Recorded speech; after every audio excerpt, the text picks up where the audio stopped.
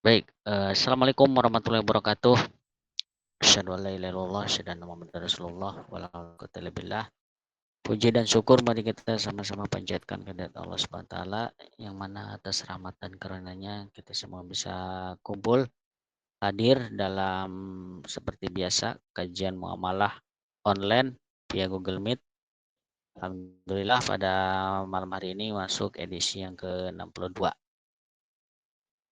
Dan selawat dan salam semoga selalu tercurah kepada baginda Nabi Muhammad SAW, pada keluarganya, para sahabatnya, para tabiin, dan kita semua selaku umatnya. Semoga kita semua mendapatkan syafaat yang lahir oleh. Amin ya Allah ya Rabbal alamin.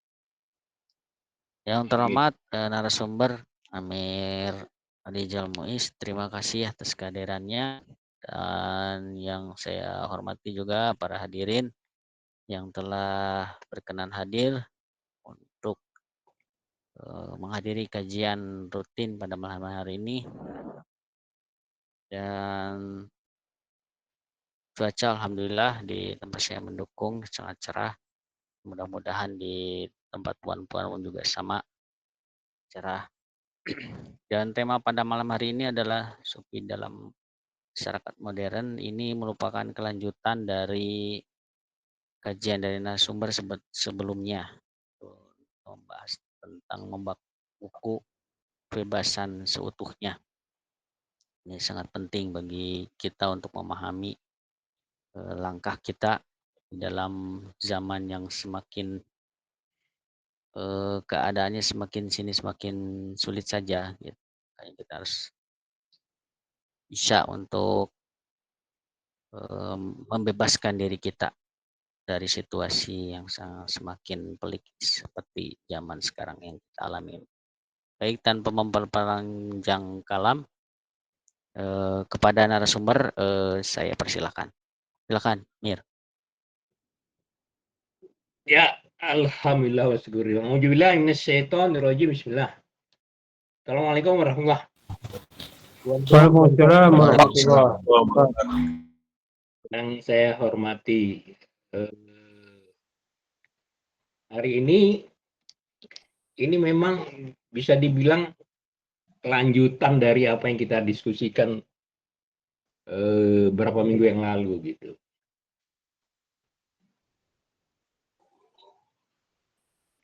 Saya ngecek dulu apakah lampu di belakang itu mantul nggak ke sana? Nggak masalah ya? Iya, cuman aman, Mir. Aman ya, oke. Apa-apa kalau gitu.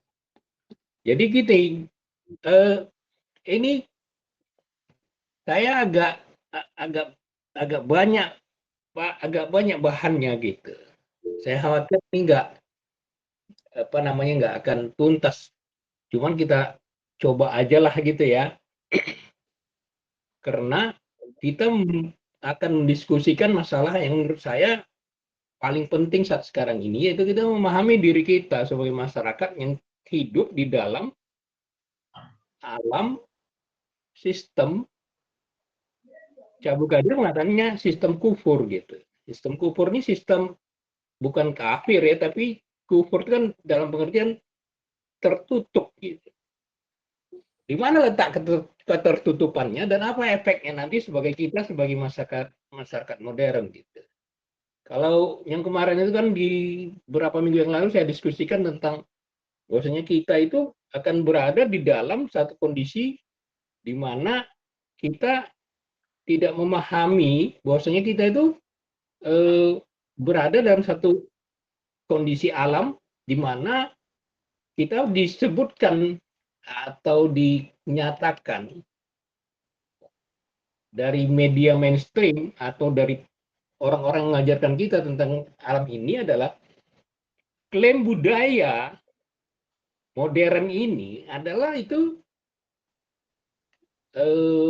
menganggap dirinya paling unggul dari peradaban-peradaban sebelumnya.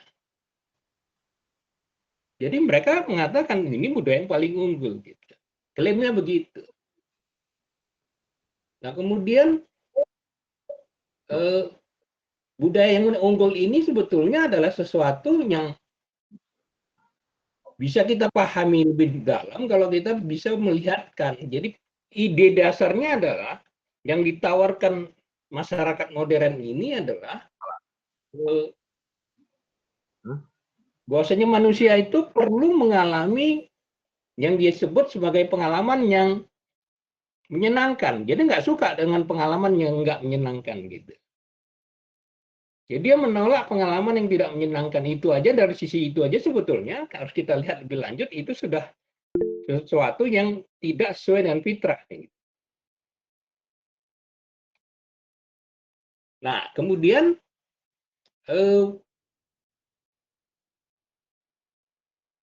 selain itu yang ditawarkan oleh sistem modern ini adalah satu kebebasan yang luar biasa. Bahkan disebutkan sebagai hyper consumerism. Jadi konsumerisme yang berlebihan. Gitu.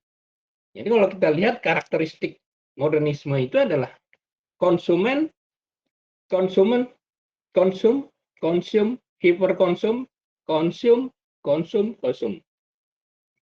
Itu yang dibilang Syekh Abdul Qadir. Gitu. Jadi kemana-mana kita kalau misalnya saat sekarang ini, yang ditawarkan oleh modernisme ini adalah konsum. Hidup mudah, nyaman, pokoknya enak lah gitu. Kan gitu kira-kira ya gitu.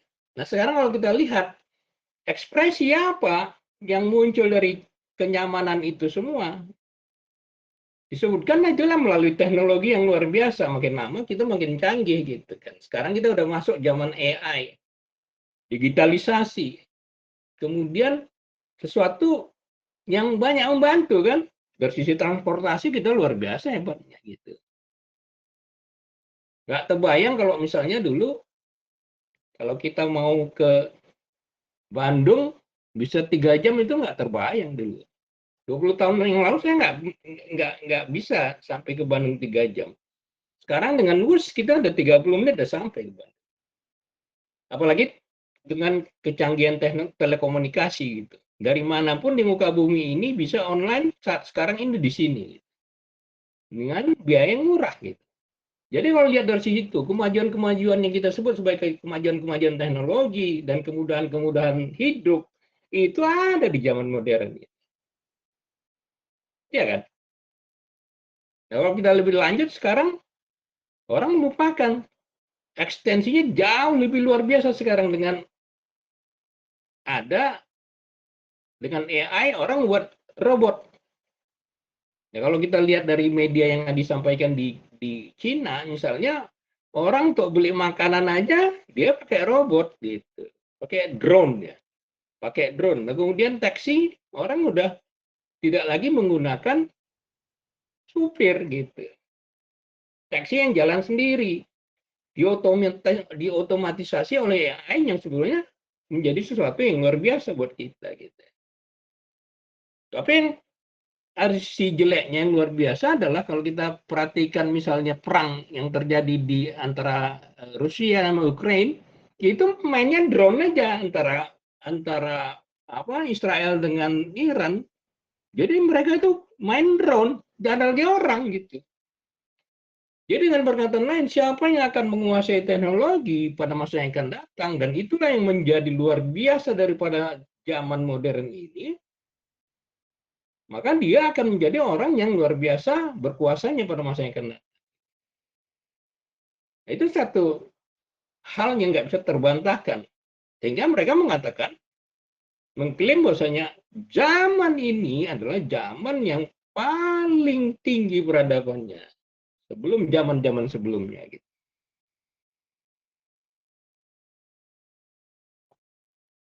Nah, kemudian datang lagi zaman lain, digitalisasi ya, digitalisasi keuangan. Nanti kalau tuan-tuan lihat besok payment ID atau kayak WeChat, nah itu di apa namanya, kalau tuan-tuan udah akses ya ke orang-orang dari Jakarta atau kota-kota besar lainnya, dia biasa main dengan QRIS ya, quick respon melalui HP aja dia bisa bayar sesuatu gitu. Sangat mudah. Jadi ide bahwasanya manusia itu perlu dibuat menjadi nyaman, hidupnya lebih mudah, konsumennya lebih bagus, nah kemudian tidak perlu dia itu ada kejadian yang tidak menyenangkan, maka semua menjadi enak. Itulah yang ditawarkan modernisme. Tapi kalau kita lihat lebih lanjut, semuanya adalah konsumerisme, konsumerisme, konsumerisme. Nah, kalau kita lihat lebih lanjut, baru kita melihat kok begitu ya, gitu. Kok begitu ya, luar biasa tawarannya. Tetapi kalau kita lihat lebih dalam lagi, ternyata modernisme itu di samping dia menawarkan hal yang luar biasa itu, tapi dia membawa masalah yang sangat banyak sekali gitu. Kalau kita mau melihatnya lebih lanjut gitu. Apa masalahnya? Orang tiba-tiba semakin banyak orang bunuh diri gitu. Kalau di Jepang orang makin banyak bunuh diri gitu. Di Indonesia tercatat juga gitu, misalnya dengan semakin banyak orang melakukan peminjaman pinjaman online, tiba-tiba dari berapa kasus yang saya catat, itu banyak sekali orang bunuh diri gara-gara pinjol gitu.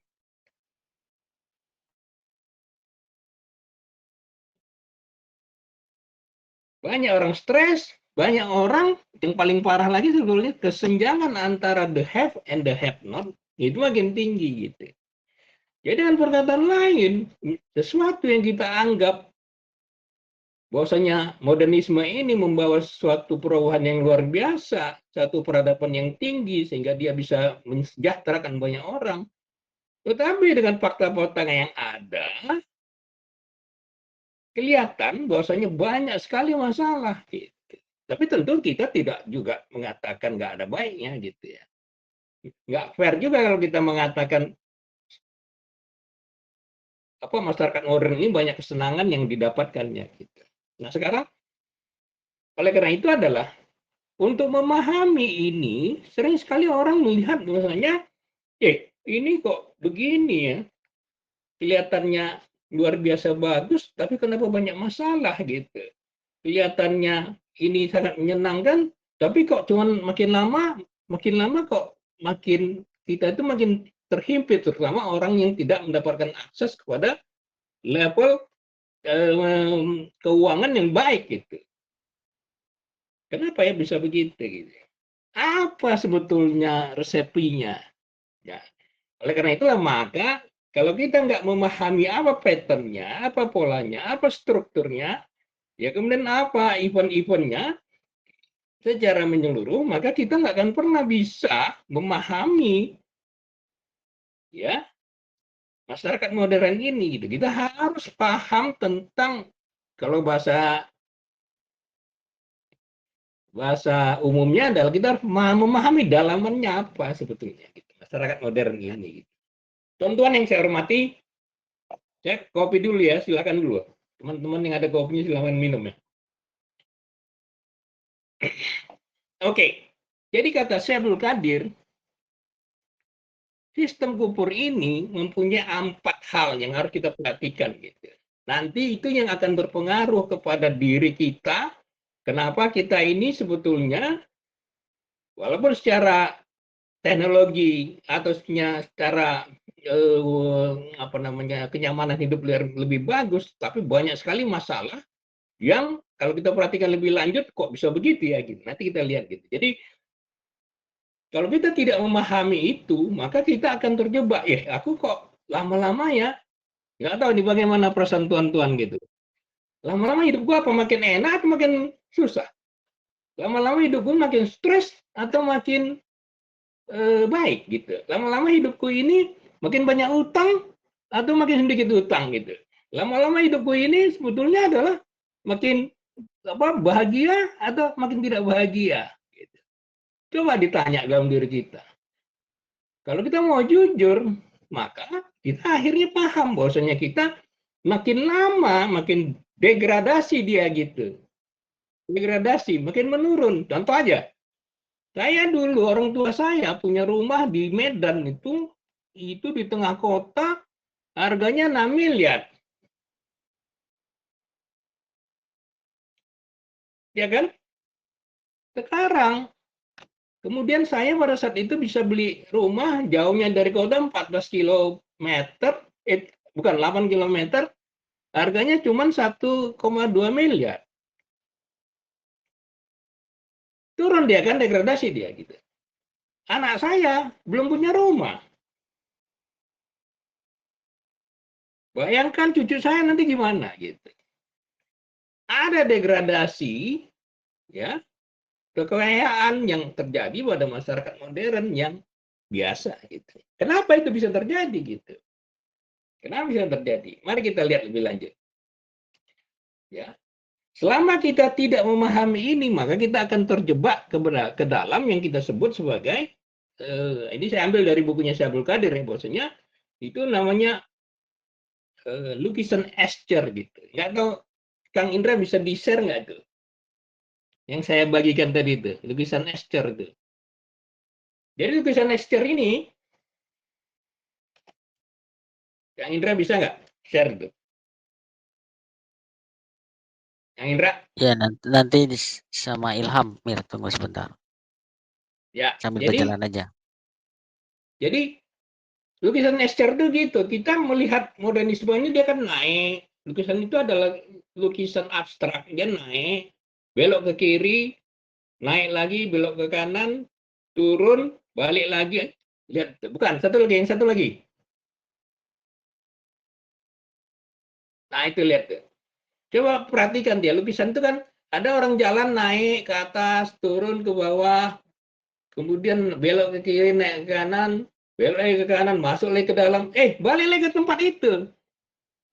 Jadi Syabul Qadir menjelaskan itulah yang dia sebut sebagai sesuatu yang dia sebut sebagai labirinnya modernisme, nggak bisa dipahami. Kok iya ya katanya satu hal yang kita sebut sebagai peradaban paling tinggi di dunia, tetapi kok aku makin lama makin nggak enak ya, makin lama aku makin susah hidup ya, makin lama aku itu makin tergerus ya, makin lama kok aku itu makin stres ya. Jadi Syabul Qadir mengatakan, unless kecuali kita memahami secara total tentang bagaimana atau gagasan apa yang sebetulnya sedang bekerja di dalam sistem modern ini, maka kita nggak akan pernah bisa memahami lebih detail tentang kenapa ya kok kita makin lama makin susah gitu. Tapi sebelum ini saya tanya juga, apa betul kita makin lama makin susah nih? Kasih komentar dulu. Iya, Mir, betul. Betul, Mir. Betul ya? Kita makin banyak utang nggak? Hutang nggak, Mir? Iya ya, gitu. Nah, sekarang kita coba lihat kenapa. Jadi Syabul Qadir mengatakan ada 4 hal yang harus kita pahami sebelum kita nanti cerita bagaimana jalan keluar. Ya bagaimana agar supaya kita jalan keluar. Ya, kita harus pahami dulu kenapa kok kita susah. Jadi Syabul Qadir mengatakan yang pertama, kita itu hidup di zaman Zionisme. Dia sebutkan itu. Zionisme ini adalah bukan sesuatu yang ada kaitannya dengan yang kita sebut sebagai apa itu? Rasisme ya, atau kita sebut sebagai apa? Teori apa ya biasanya itu? Satu teori yang ada kaitannya dengan yang aneh-aneh itulah gitu. Bukan itu maksudnya. Yang disebut Syabul Qadir yang disebut dengan Zionisme itu adalah pengalihan dari aktivitas yang benar dan alami. Dengan perkataan lain, Syabul Qadir mengatakan kita ini diajarkan, kita ini disampaikan melalui banyak hal, kita ini dididik untuk tidak hidup secara fitrah tanpa kita sadari kan gitu. Jadi kita ditenggelamkan dalam fantasi. Fantasi itu sebetulnya adalah yang dibuat melalui mitos-mitos yang dia sebutkan sebagai progresif gitu. Progresif. Jadi progresif itu adalah suatu mitos kata Syaikhul Qadir. Kemudian evolusi, dan kemudian development atau pembangunan itu mitos. Kenapa mitos? Karena yang disebutkan adalah progresif itu adalah kita ini harus progresif, kita ini harus terus-menerus melakukan sesuatu terus saja, terus-menerus, agar supaya kita bisa melakukan satu evolusi yang luar biasa, agar supaya kita terus-menerus kalau ada hal yang jelek kita perbaiki, nanti kita baikkan lagi, dan kemudian sudah itu kenapa? Kita harus membangun sesuatu sesuai dengan progresivitas itu. Itulah yang ditawarkan kepada kita. Yang kita lupa adalah sebetulnya, kata Syaikhul Qadir dan saya percaya itu, yang disebut dengan progresivitas itu, yang disebut dengan evolusi itu, yang disebut dengan yang namanya pembangunan itu, adalah sesuatu yang mitos. Mitos apa? Sesuatu yang dirancang, dijadikan fantasi, dan sebetulnya melawan fitrah. Kenapa begitu? Nah, disitulah perspektif tasawuf atau perspektif sufi main dia. Karena kalau dalam perspektif sufi, dosen yang terpenting dalam hidup ini adalah bukan agar supaya kita itu progresif atau kita itu berevolusi, tapi dalam hidup perspektif sufi atau perspektif adalah bagaimana caranya pada Tuhanmu lah batas itu. Jadi siapa yang nggak mengenal Tuhannya, ya surat An-Najm ayat 42 mengatakan, siapa yang nggak mengenal Tuhannya sebetulnya dia itu celaka. Kalau tuan-tuan paham, maksudnya ada satu ayat Quran yang mengatakan, Innallaha la yaghfiru ayyusyraka. Jadi Allah itu tidak mengampunkan dosa syirik. Jadi siapa yang syirik? Ya, siapa yang nggak kenal Tuhan maksudnya? Dengan pas maka dia itu celaka. Nggak ada urusan progres. Ya, atau lebih tepat, bukan progres yang utama, bukan evolusi yang utama, bukan pembangunan yang utama. Yang utama kau mengenal Tuhanmu. Ya sambil jalan lah, gitu ya. Nah kemudian yang ditawarkan oleh Zionisme itu adalah sesuatu yang fantasi, sesuatu yang pengalian dari aktivitas yang benar dan alami, tetapi itu ternyata menyenangkan manusia. Sampai nanti pada akhirnya dia merasa, iya ya, aku kenapa begitu banyak yang aku punya, tapi kenapa aku nggak bahagia ya? Karena ternyata, ya kalau kita pakai pandangan tasawuf, yang disebut dengan bahagia itu adalah kalau kita mengenal Tuhan kita, kembali kepada Tuhan kita, dan kemudian ala bidzikrillahi tatmainnul qulub, kan gitu. Kita itu tenang, bahagia kalau kita mengingat Tuhan kita. Tapi pertanyaannya apa?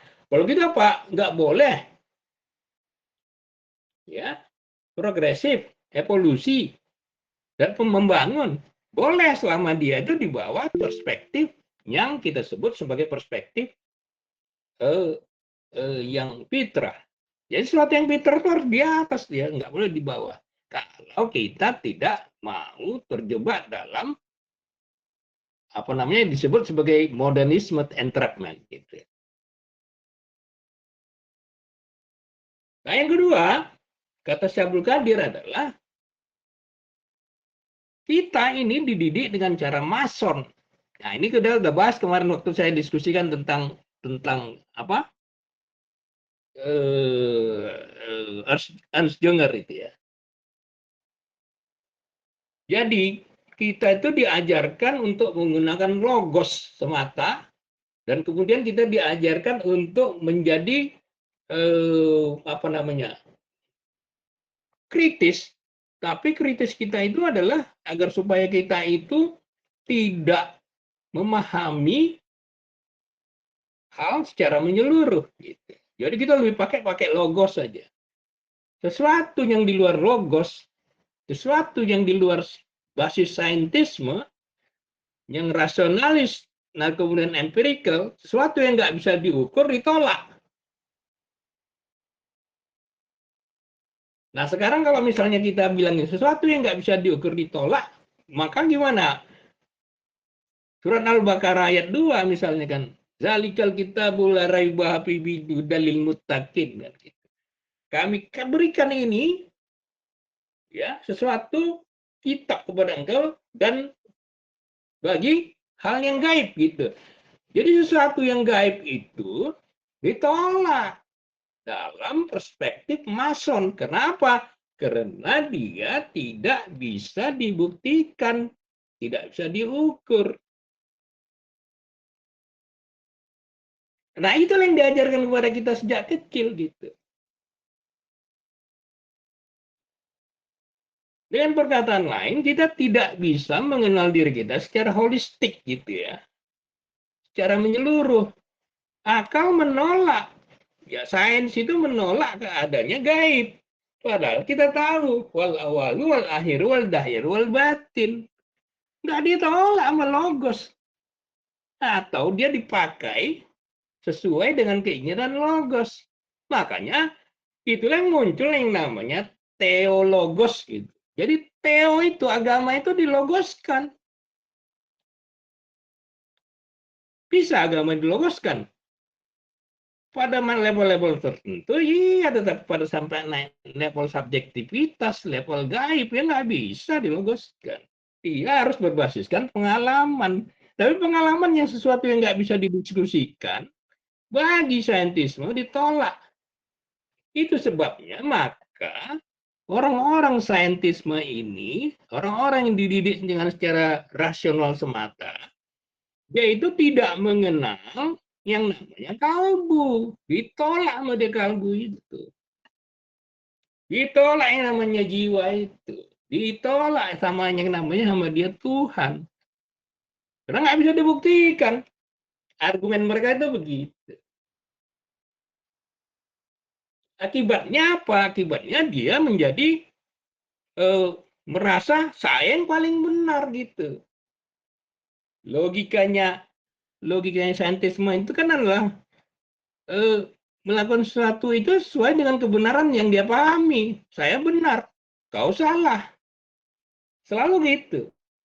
Nah, kalau kita pahami lebih lanjut, kita pakai terminologi yang agak lebih dalam sedikit. Pada saat ada diskusi antara yang namanya Allah dalam surah Al-Baqarah, kalau saya nggak silap gitu ya, diskusi. Kira-kira beginilah diskusinya. Ya Allah, kenapa aku mesti tunduk kepada Adam ya Allah? Aku ini kan dari api. Adam itu kan dari tanah. Aku kan lebih hebat dari dia. Bahasa lainnya kan gitu. Apa kata Allah pada saat itu? Ablasa kamu katanya. Ablasa itu apa? Kamu membangkang artinya. Sesuatu yang membangkang berarti ada jejak-jejak iblis di situ. Oleh karena itu adalah kalau kita lihat lebih lanjut, orang yang hanya belajar logos semata, maka akan kita lihat tuh ada jejak-jejak iblis di situ. Pembangkangan yang mengatakan nah, aku lebih hebat dari kau, egonya lebih tinggi. Dan selalu mendua aja dia gitu. Dia terjebak dalam dualisme. Aku yang lebih hebat kau. Aku yang lebih hebat kau. Kau tahu apa? Kau tahu apa? Sehingga muncullah dualisme sama dirinya gitu. Saya yang paling benar. Kalau misalnya ada sesuatu yang terjadi, dia selalu komplain. Yang disalahkan ini di luar. Dia nggak pernah melihat dirinya itu ada satu potensi yang mungkin salah.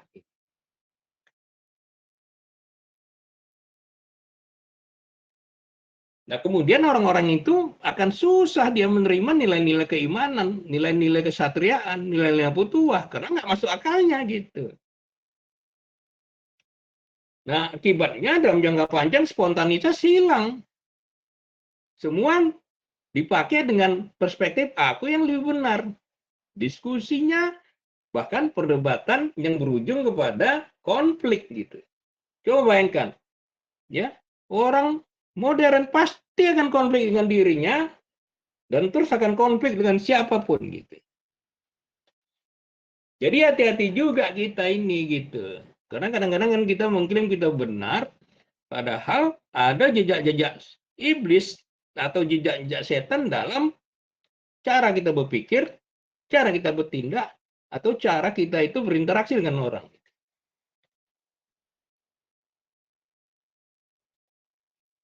Tuan-tuan yang saya hormati, agak panjang ya.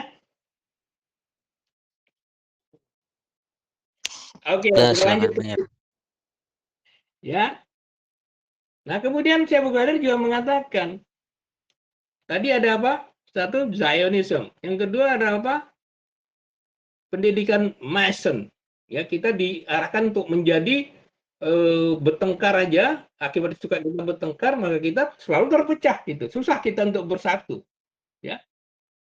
Nah, kemudian sudah itu yang terjadi apa? Yang terjadi pada saat itu adalah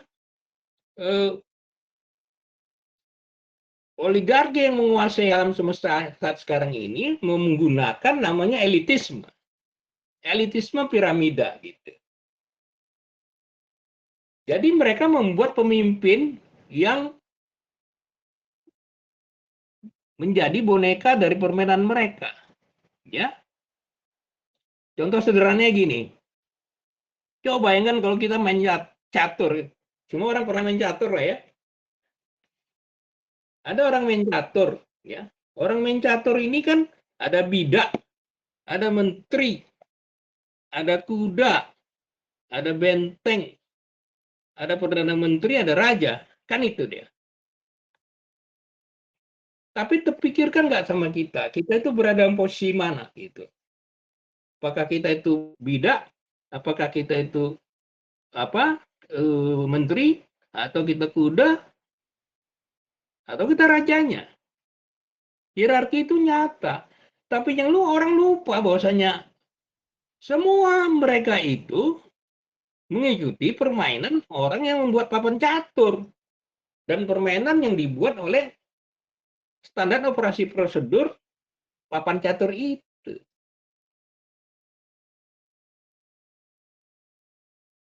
Saya harap itu bisa ditangkap ya. Itu makanya nanti kalau kita lihat para pemimpin saat sekarang ini, dia itu bukannya mampu bisa menyelesaikan masalah kita. Enggak. Kenapa? Karena dia berada di dalam satu permainan yang kita sebut sebagai permainan elit perbankan internasional.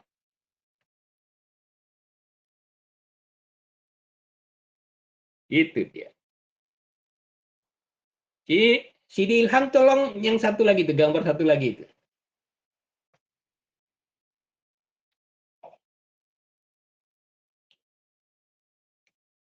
Ilham.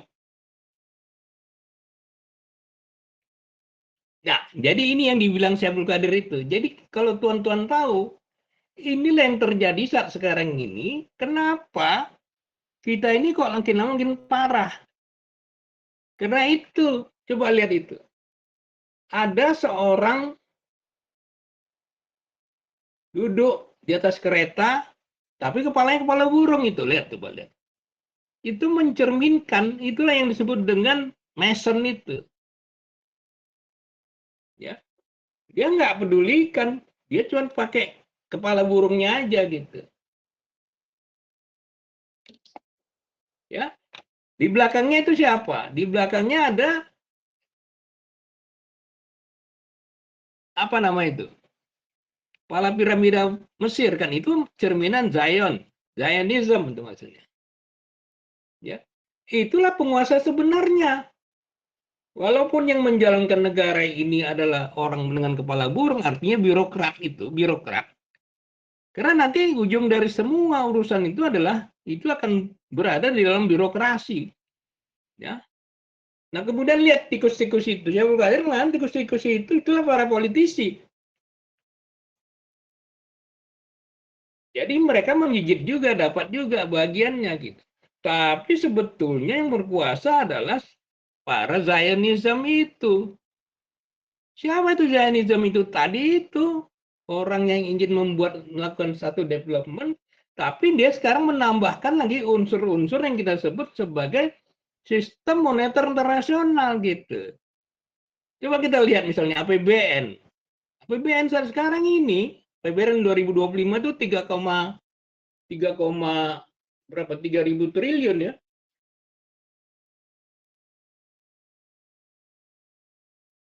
APBN kita tahun 2025 itu 3.621 triliun. Ya, yang orang nggak tahu dari APBN yang segitu itu 662 triliun itu sesuatu yang orang sebutkan itu adalah defisit. Jadi ada anggaran 3.621 triliun. 662 triliun itu defisit. Artinya apa? 17% dari biaya APBN tahun 2025 itu adalah kita itu hutang 17%. Bahasa lainnya kan gitu. Jadi anggaran kita itu udah makan hutang, dan makan hutang yang defisit itu baru akibat kita disuruh membayar bunga, bukan membayar pokok. Dengan perkataan lain, maka sudah dapat dipastikan dari data yang ada, maka hutang pemerintah kita makin lama pasti makin banyak. Nggak bisa enggak, pasti makin banyak. Kenapa? Karena dia berhutang kepada para bankir. Gitu. Dan makin lama hutang itu makin banyak. Tahun 65 hutang kita itu 4,2 miliar US dollar. Tahun 2025 ini hutang kita itu menjadi 431 miliar US dollar. Berapa puluh persen? 1000% naiknya.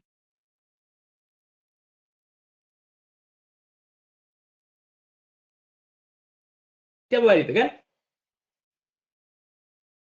Kenapa begitu? Ya itu tadi, karena elitisme sebetulnya ngatur permainan itu. Para raja seolah-olah dia merasa dia sedang memainkan permainan itu, tapi sebetulnya para pembuat papan catur itu yang memainkan itu. Akibatnya apa? Konsekuensinya apa? Coba Anda lihat itu, ada orang yang di bawah itu. Orang terbujur, kakinya aja yang kelihatan ya. Kelihatan ya?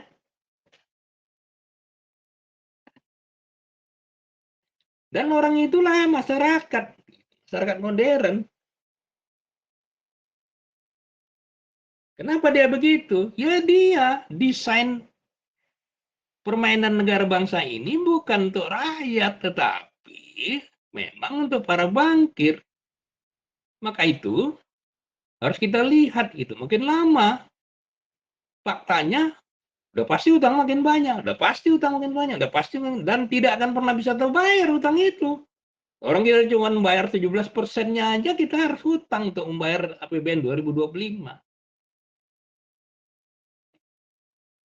Dan itu belum bayar pokok. Nah, konsekuensi dari itu semua, maka dapat dipastikan pajak akan semakin tak bertepi. Kenapa? Ya karena sumber APBN itu adalah dari utang dan pajak.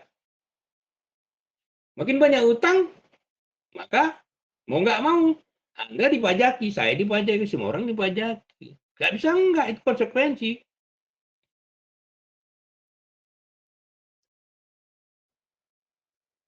Akibatnya apa? Terjadilah debasement. Debasement itu adalah nilai tukar kita, uang kertas, turun. Setiap tahun itu 12% turun. Jadi kalau misalnya ada yang mengatakan bahwasanya sekarang itu kemiskinan itu sekarang, oh enggak, kita udah lebih bagus. Sebetulnya soal metode aja. Jadi kalau kita lihat realitas sebenarnya nggak pernah orang percaya dengan itu. Akibat lebih lanjut lagi apa? Hiperinflasi. Maka orang yang punya untung 25%, ya, 1 tahun udah pasti tutup tokonya. Bisnis masih tutup. Maka itu bisnis nggak bergerak. Bisnis bawahnya nggak pernah bergerak gitu. Nggak ada tuh teori yang mengatakan UMKM itu sebetulnya bergerak. Enggak, dia nggak bergerak.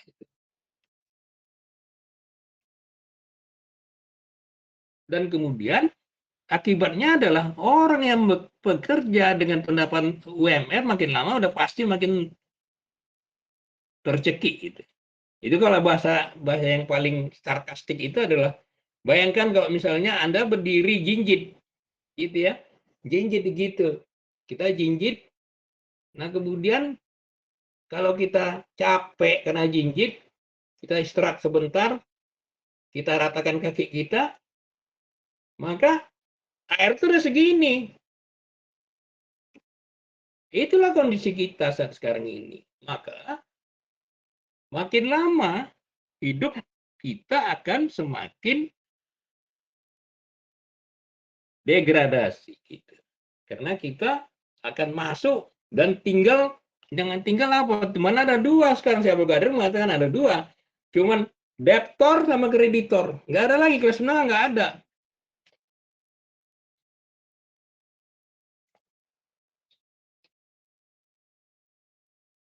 Jadi tuan-tuan sekalian yang saya hormati, nah sekarang kita tanya gitu, oh kalau begitu wajar lah kalau misalnya kalau kita pakai teori bahwasanya ada apa struktur itu, pola organisasi itu akan membuat kita itu menjadi susah. Kenapa?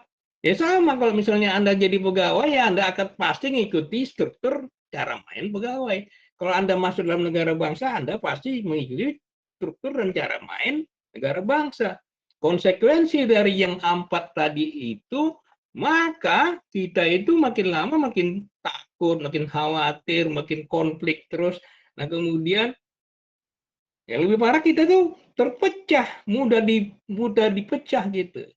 Karena kita tidak punya yang namanya rasa solidarisme yang datang dari kalbu kita, dari nilai hati kita. Nggak pernah, karena nggak diajarkan gitu. Nah, kemudian sudah itu adalah makin lama kita makin sakit, makin banyak utang, makin banyak kriminalitas, makin banyak orang bunuh diri, dan lebih parah lagi bunuh orang lain. Itulah yang dibilang Syaikhul Qadir itu, bahwasanya kita itu masuk pada satu kondisi adalah dia sebutkan somnambulistic helplessness. Kita nggak tahu lagi mau gimana ya.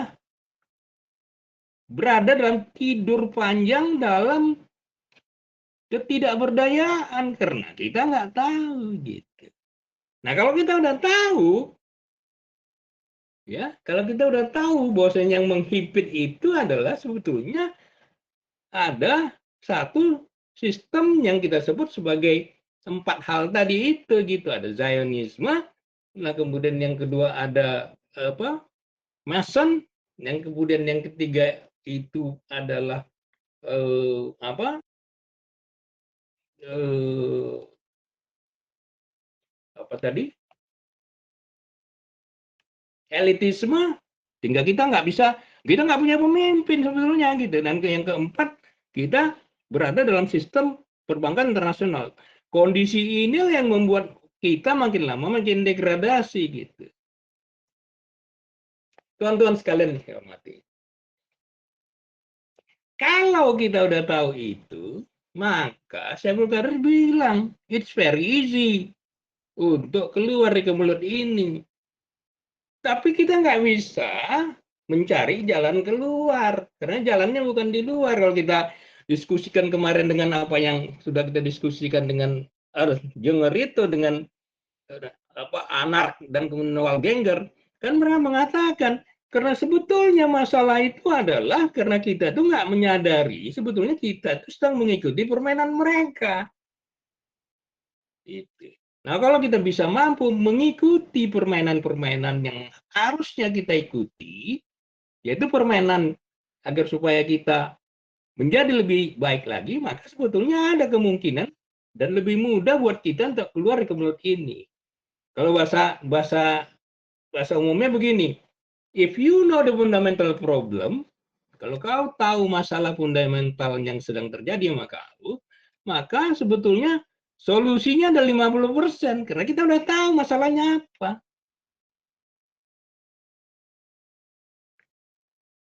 Saya kira saya udah ngomong 40 menit nih ya, 45 menit. Saya cukupkan dulu lah gitu. Nanti kita lebih enak diskusi gitu. Nah, soal yang berkaitan dengan sufi saya kira nanti kita lihat sambil jalan. Karena akhirnya nanti kita, saya belajar menjelaskan gitu. Jalan keluarnya adalah kita harus menjadi sufi gitu. Yang hidup di dalam dunia modern gitu. Tuan-tuan, saya kembalikan. Baik, alhamdulillah, syukurillah. Terima kasih Amir Rijal, pemaparannya begitu mendalam dan masuk ke akar-akarnya mengenai situasi kondisi pada zaman kita yang sekarang kita alami. Dan kita juga perlu dilihat pada kenyataannya di negeri kita kan sekarang banyak sekali pajak-pajak yang begitu membabi buta ya. Nah, ini mungkin dari efek dari sistem tadi yang narasumber jelaskan.